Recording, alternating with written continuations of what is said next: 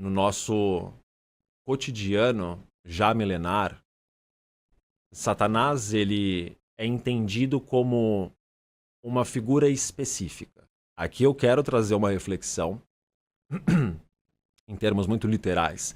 Satanás não é um cara. Satanás não é uma pessoa, não é uma figura específica. Satanás ele seria um título, ele seria uma qualificação, porque é um comportamento.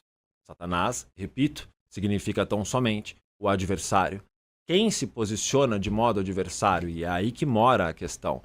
E como eu estava dizendo no início, o adversário, que é uma consciência, que é um impulso, é um movimento imparável, muitos chamam de caos ou de destruição.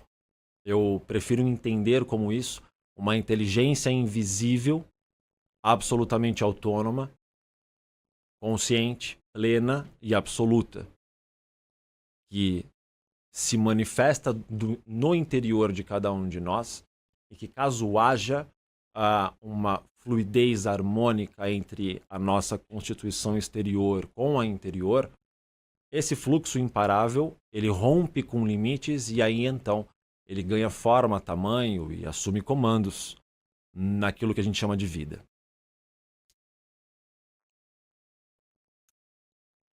Então muitos foram os momentos na história da humanidade onde havia a figura de um Deus absoluto, de um Deus criador, e também a figura daquele que se opunha a ele. É importante que isso fique claro. Todas as vezes que a gente fala sobre o adversário, limitar o que seria essa consciência absoluta à figura de Satanás, ou à figura de Lúcifer, ou à figura de qualquer outra faceta divina, é apequenar em uma demasia muito grande algo que simplesmente não tem limites, não tem formas. Então, vejam, eu parto da premissa que Satanás é um impulso interior que se projeta para o nosso universo exterior. Esse impulso, ele age em consonância com as leis da natureza. Então, ao mesmo tempo que ele é absoluto, ele também ele é selvagem, ele é destruidor, ele é criador, e ele busca o desenvolvimento e o progresso o tempo inteiro. Esse impulso de inteligência sobrevivencialista, que busca também a expansão e a autorrealização, se nós observarmos com alguma cautela, não é necessária muita, a lei da natureza se dá do mesmo modo. A organização das espécies de animais, a organização de, por exemplo, um contexto de uma floresta, há um movimento de preservação do sentimento de crescimento, não há uma estagnação, tudo está em constante movimento, e isso é uma característica importante de se observar no adversário, não há uma estagnação, o que é típico da ordem. Vejam a ordem como um retrato de momento, que mesmo com seus múltiplos éons e eras, não passa de um estalar de dedos, não passa de uma construção causal, dentro da infinitude absoluta e ilimitada daquilo que é a causal. O que é no macro, é no micro. Como acima, é abaixo. Como é fora, é dentro. Então não é de se espantar que todo o nosso entorno se dê dessa forma. Aquilo que se coloca contrário a todo esse movimento é tão somente a nossa estrutura psicoemocional e é influenciada por circunstâncias e aspectos daquilo que a gente chama de vida e as nossas próprias experiências. Aqui eu estou colocando, há uma estrutura mental rígida e sólida dentro de mim como ser humano e dentro de mim também há um movimento selvagem, imparável, que busca a expansão e esse progresso de modo constante. Há uma dualidade, aquilo que a minha mente formula e acredita como verdade e aquilo que o meu interior de modo intuitivo e muitas vezes sem uma lógica aparente diz que é. E que quando às vezes eu escuto isso, parece que pequenos ou grandes milagres acontecem. Sim, eu ainda estou falando de Satanás, e aí eu quero trazer essa reflexão filosófica. Quando nós pegamos a mitologia e a simbologia dessa mitologia dentro do universo abraâmico, nós temos uma figura que assume então esse posto central, é o centralizador, ele é o criador, ele é o começo e o fim, tudo se resume nele. E o que não enxergar dessa forma, o que não se posicionar desta forma, não pertence a isso, ou então se torna algum tipo de inimigo, ou então o destinatário de todas as maldades. Há uma construção rígida e sólida, tirânica e absolutista, impondo limites e restrições. A figura mitológica que se coloca contrária a isso, dentro da própria liturgia e do dogma, se transforma no símbolo de tudo aquilo que é podre e de tudo aquilo que é mal. Como uma das grandes angústias da humanidade é tentar entender por que há sofrimento no planeta e na vida, e a própria falta de conhecimento, ou então a falta de aceitação de tantas coisas que são além do nosso alcance, como fatalidades e etc., leva a uma busca desesperada, projecional, para algo que supostamente deveria ser maior e mais potente, e aí começa a idealização de algo supremo, e aí, portanto, eu me refiro a Deus, essa busca desesperada por não compreender como é a dinâmica da vida. Pouco a gente controla, na verdade, muito pouco mesmo, quase nada, e não há uma causa aparente para isso, não há um quem, não há um porquê, e simplesmente é.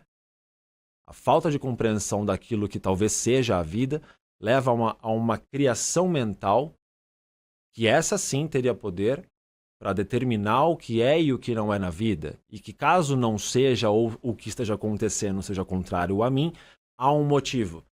E esse motivo, a causa primária, nunca será também aquela ideia suprema, e sim o seu adversário, e sim o seu opositor.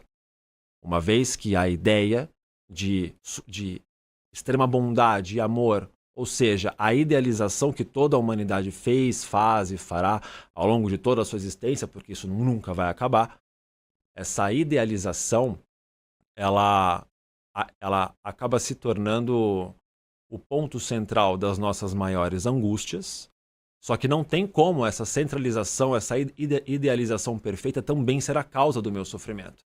Logo, vamos inventar um responsável. Já inventamos um responsável por tudo aquilo que deveria ser bom. Vamos então inventar um outro responsável para tudo aquilo que ocorre e nós entendemos como maldade.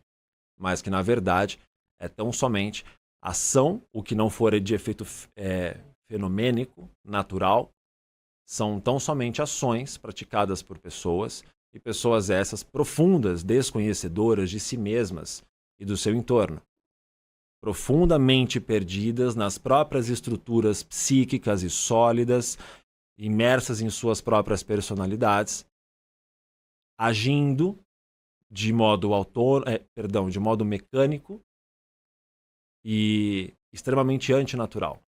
Veja, eu estou me referindo ao comportamento humano.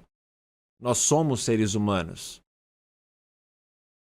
Um dos pontos em que o adversário se coloca, e aí porque há uma certa diferença entre Satã e Lúcifer na mente de muitos estudiosos do caminho da mão esquerda, onde Satã te envolve para um sentimento mais materialista, mais humano, não é para nós não é numa condição aprisionante da nossa matéria, mas nós somos divinos porque somos humanos.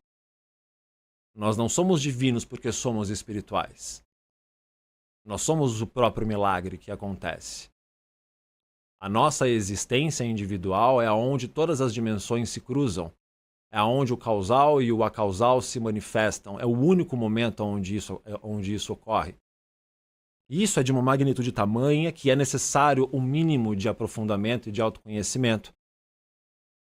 A parte que nós temos nossas propensões espirituais e nossas intuições e os conhecimentos arcanos, também somos seres humanos suscetíveis a tudo aquilo que está ao nosso entorno.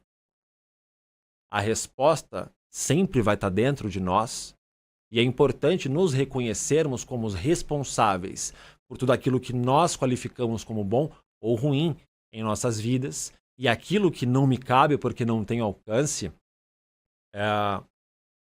há um sentimento de resistência, de resiliência e de perpetuação da própria batalha. Não há uma desistência. E sim, parece que não, mas eu estou falando do adversário. Não de um modo religioso, não de um modo religioso. O adversário para mim acontece, Satanás para mim acontece.